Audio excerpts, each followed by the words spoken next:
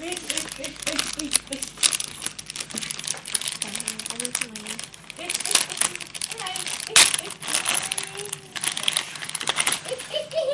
my god.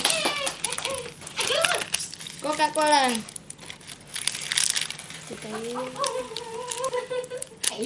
Đi ra. Trời nghĩ sao mà cầm quá kiểu đó.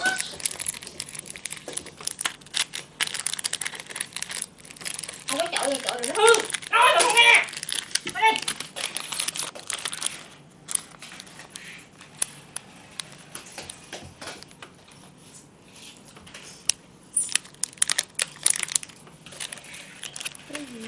Đi. Đầu tiên rồi mày đi ông già nó không được cấn luôn.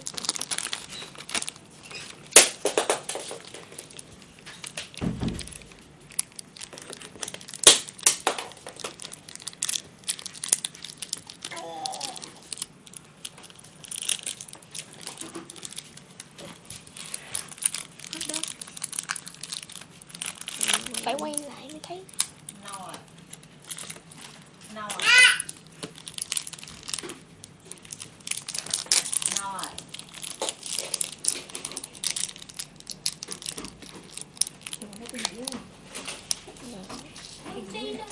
Ngon này đi.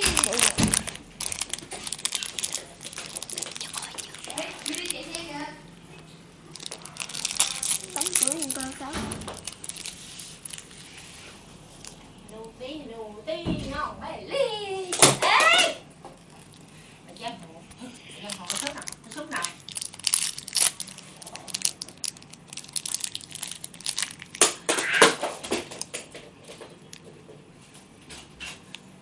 Mày đi.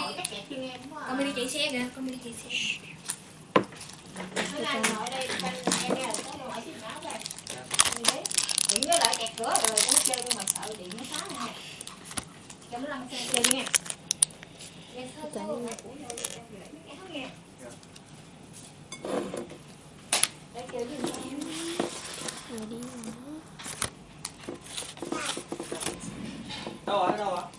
Nó hù à, nó hù à. Đi ra. Xe kìa. Xe kìa. Vô gì mà vô. Đó kìa.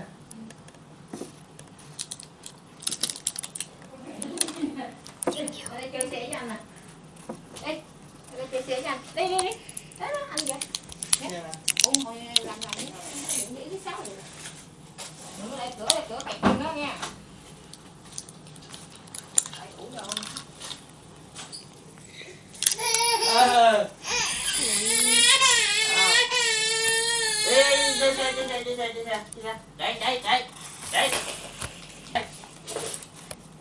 Chạy. Ui.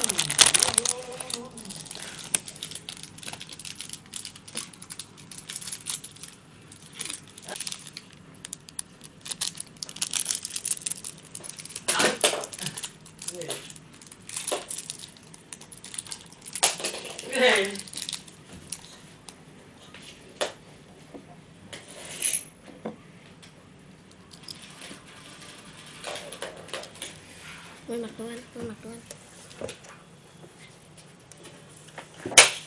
Tới giờ nó dục rồi.